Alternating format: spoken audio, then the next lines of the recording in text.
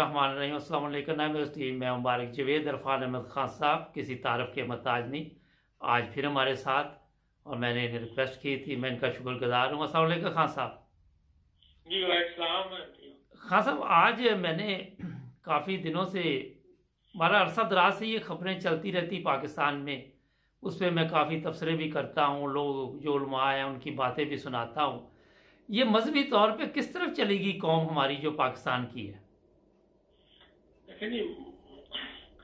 بات یہ ہے کہ مذہب کارڈ جو ہے نا، یہ پاکستان کی سیاسی کلچر کا حصہ بن چکا ہے جی، جس کو سب استعمال کرتے ہیں جی، جس کی بنیاد جو ہے وہ ذوالفقار علی بھٹو نے، جو خود بہت بڑا وہ بنتا تھا سوشلسٹ، اور اس نے اس کو مذہب کارڈ کو سب سے پہلے استعمال کیا، اور وہ پھر آہستہ آہستہ بڑھتا چلا گیا۔ جی، پھر حالات ایسے آگے 80 کے بعد جو روس کا جب افغانستان میں آیا ہے، اس وقت امریکنز نے پاکستان کے اندر ان کو بچے چاہیے تھے، مدرسوں کے لڑنے والے چاہیے تھے روس کے خلاف۔ اس وقت ایک باقاعدہ مہم کے تحت مدرسے کھولے گئے، جو کتب ان میں پڑھائی گئی وہ بھی جہاد سے متعلق تھی۔ جی، اور بعض روایت یہی بتاتے ہیں کہ اس وقت باقاعدہ ان کتب کی جو اشاعت اور اس کا جو سارا خرچہ تھا وہ بھی یونائٹڈ نیشن سے لیا گیا تھا۔ جی، اور اس وقت وہ ایک ایسا کلچر اس وقت ڈیولپ ہو گیا۔ اب لوگوں نے یہ دیکھ لیا ہوا کہ ہاں دیکھیں نا، جو مدرسے سے بندہ نکلتا ہے وہ کہاں جائے؟ اس کو نہ کوئی ٹیلی ویژن والا نوکری دیتا ہے، نہ کوئی پیکیجز والا نوکری دیتا ہے، نہ کوئی نون برادرز ان کو نوکری دیتے ہیں، انڈسٹری، سوری نام آگے کمپنی کا لیا، جو انڈسٹریز والے ہیں وہ تو نوکریاں نہیں دیتے نا، وہ تو بی اے ایم اے کی ڈگری ڈھونڈتے ہیں۔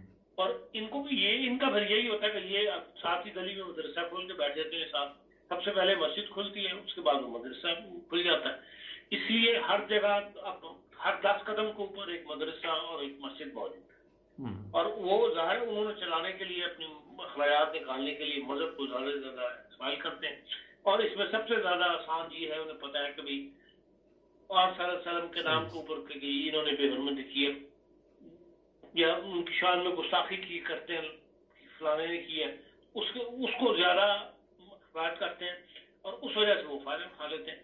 اور یہ اس چیز کو روکنا جو ہے یہ بر وقت نہیں روکا گیا، اور اب ان کے کنٹرول سے باہر ہے۔ جی، اب یہ کنٹرول کرنا چاہیں بھی تو اب یہ کنٹرول نہیں کر سکتے، سوائے اس کے کہ ایک فوجی ایکشن آئے۔ بالکل۔ اور فوجی جو ہے وہ خود کیونکہ مولویوں کو استعمال کرتے ہیں جب ان کو ضرورت پڑتی ہے۔ جی، ان کو ضرورت پڑ گئی اصل میں کشمیر کے اندر، کشمیر کے بعد اب وہ تو جو نیشنل ٹاسک فورس ہے جی، فرانس والی، انہوں نے ان کو پریشرائز کر کے ان کو محدود کیا ہے۔ جی، اب حافظ سعید صاحب بھی اندر ہے، بالکل، ان کے اور ساتھی بھی اندر ہیں۔ جی، اس قسم کی جو ٹاسک فورس ہیں وہی اگر کو پریشرائز کریں عالمی ادارے، تب یہ بات کنٹرول میں آئے گی، ورنہ حکومت ہر معاملے میں ڈر جاتی ہے۔ جی، ابھی آپ نے دیکھا ہوگا 2 دن پہلے یہ ختم ربوع چوک کا نام دے دیا گیا۔ ہاں، ہاں، اچھا تو خاصا، اس کے بہت زیادہ جو ہے نا منفی اثرات جو ہیں وہ مرتب ہوتے ہیں۔ میں آپ کو مثال دیتا ہوں۔ جی، عثمان قاسمی تھا، جی، جو رائٹر ہے بہت بڑا قاسمی، اس کا بیٹا ہے عثمان قاسمی، یہ ہائیڈلبرگ یونیورسٹی سے پہلے ہیں، یہاں ڈاکٹریٹ کر کے گئے ہیں۔ انہوں نے کتاب لکھی تھی 2-3 سال پہلے، تو میں نے ان سے ملنے کے لیے وہاں گیا، لمس یونیورسٹی کے اندر پڑھاتے ہیں، تو میں نے ان سے پوچھا کہ جی آپ کو یہ خیال کیسے آیا کتاب لکھنے؟ جی، وہ کہنے لگے میں کیونکہ بہت زیادہ آپ کی جماعت کے خلاف شور پڑتا ہے، تو میں نے کہا کہ چلو میں ربا جا کے دیکھ کے آؤں۔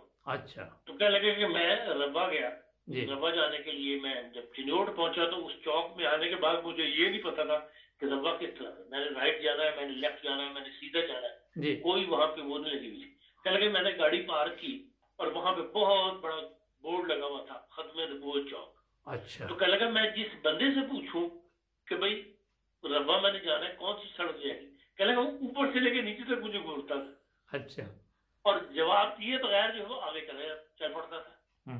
کہنے لگا میں اچھا خاصا 15-20 منٹ میں ہی میرے ساتھ یہ واقعات ہوتے رہے، اور تب مجھے احساس ہوا کہ یار جو میں تو ہوں نہیں ان کی کمیونٹی کا آدمی، میں تو اپنے گاؤں پہ سنی ہوں، اور تب مجھے اس قدر مطلب خوف آ رہا ہے، تو جو لوگ اس کمیونٹی سے تعلق رکھتے ہیں ان کے اوپر کیا بیتتی ہوگی۔ تو یہ ایک ایسا ماحول بنا دیا گیا پاکستان کے اندر کہ جس کے لیے ہر جو ایم پی ہے جو ہے اس کے لیے اظہار کرنا، جو اوپنلی اپنے آپ کو ایم پی کرنا، وہ مشکل تک بنا دیا گیا ہے۔ جی اچھا خان صاحب، ایک چیز ذرا بتائیے کہ آج کا ہندوستان میں حالات بھی ٹھیک نہیں ہے، جس طرح وہاں پہ تو پاکستانی بڑے جوش و خروش سے میڈیا والے پروگرام کر رہے ہیں کہ انسانی حقوق کا خیال نہیں رکھا جاتا، مگر آپ دیکھیں تو پاکستان میں بھی نہیں رکھا جاتا، تو ان کو پہلے اپنی نہیں فکر کرنی چاہیے؟ بیسیکلی کرنی چاہیے، لیکن یہ کہ یہ بھی سب سیاسی کھیل ہے۔ ہندوستان کو بدنام کرنے کے لیے تو وہاں کی مثالیں آگے بڑھ چڑھ کے دیں گے، لیکن یہ کہ خود اپنے ملک میں کیا حال ہے اس طرف کوئی توجہ دینے کے لیے تیار نہیں، یا اس کا ذکر کرنے کے لیے تیار ہے۔ کسی سے ذکر بھی کرو کہ بھئی آپ اپنا کیا حال ہے، تو اس کو بھی وہ برا مناتے ہیں، وہ کہتے ہیں ان کی بات کو چھوڑے۔ اچھا خان صاحب، یہ آپ کے خیال میں جس طرح آپ نے کہا کہ فوج ایک آپریشن کرے، طاقتور ہو، یہ مشرف کے پاس تو آپ کے خیال میں طاقت تھی مگر وہ بھی ناکام رہا یہ کام کرنے میں؟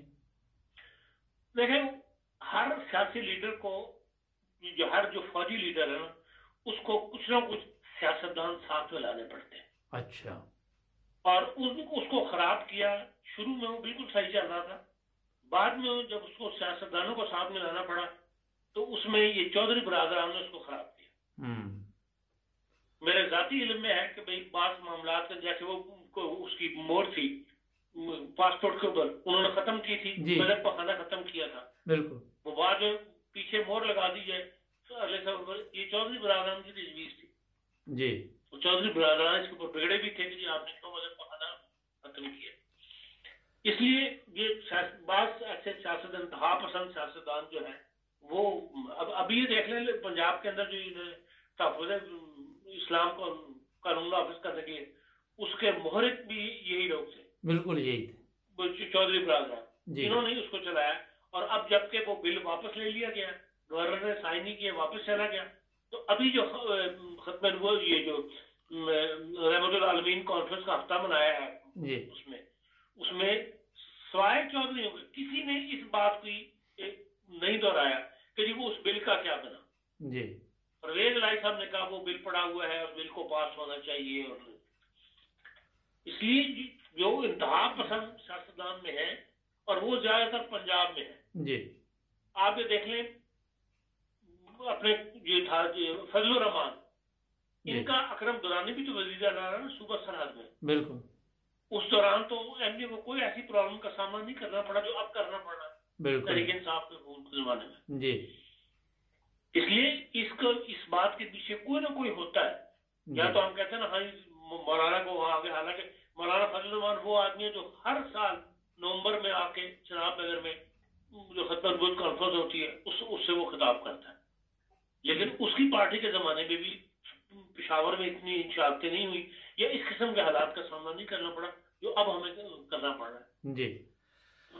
اچھا خان صاحب، یہ فضل الرحمان صاحب کا آپ نے ذکر کیا، تو یہ آپ کے خیال میں آپ اس کو استعمال کر رہے صاحب فضل الرحمان صاحب سیاسی پارٹیوں کو بھی استعمال کر رہا ہے اس وقت نا؟ دیکھیں اس وقت جو تحریک چلی ہوئی ہے متحدہ اپوزیشن بھی، اس کا سب سے زیادہ فائدہ جو ہے وہ فضل الرحمان کو پہنچ رہا ہے جی، جس کا پنجاب میں کوئی ووٹ بینک نہیں ہے، بالکل، لیکن جن کا ووٹ بینک ہے مسلم لیگ نون یا پیپلز پارٹی جی، وہ دونوں پیچھے کھڑے ہوئے ہیں، اور مولانا ہر جگہ پہ چاہے وہ پریس کانفرنس ہو، چاہے وہ جلسہ ہو، چاہے وہ سیمینار ہو، مولانا صاحب آگے بیٹھے ہوئے، اور دو بچے جو ہیں وہ جو دو حکومتوں کی نمائندگی کر، دو سیاسی پارٹی کی نمائندگی کر رہے ہیں، وہ ان کے پیچھے کھڑے ہوئے۔ اس لحاظ سے ساری تحریک کا میں سمجھتا ہوں سب سے زیادہ فائدہ جو ہے وہ فضل الرحمان کو پہنچے گا۔ اچھا خاصا ان کا جو گروپ ہے، جو ان کی میڈیا گروپ ہے، وہ اس کو بہت زیادہ اس چیز کو اچھال رہا ہے سوشل میڈیا پر، اس قدر فضل الرحمان صاحب کے بارے میں آج کل مواد ڈالا جا رہا ہے، حتیٰ کہ یہاں تک بھی کہا گیا کہ آپ صلی اللہ علیہ وسلم ان کا رابطہ ہے، خواب میں آ کے یہ بات بیان کرتے ہیں، اس قسم کی ویڈیو جو ہے وہ بھی چل رہی ہے۔ اچھا خان صاحب، یہ پاکستان میں جس طرح آپ نے مذہبی بتایا کہ حالات دن بدن خراب ہوتے جا رہے، اور احمدیوں کو تو بے شمار قربانیاں بھی دینی پڑ رہی ہے آج کل، آپ کو پتہ ہے اس خطبہ جمعہ میں حضور نے بھی فرمایا تھا. تو یہ مولوی آپ کے خیال میں چاہتے کیا ہے؟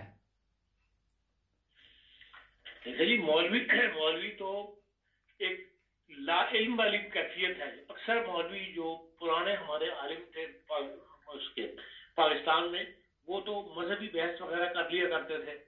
کتابوں میں بھی بحث ہوتی تھی.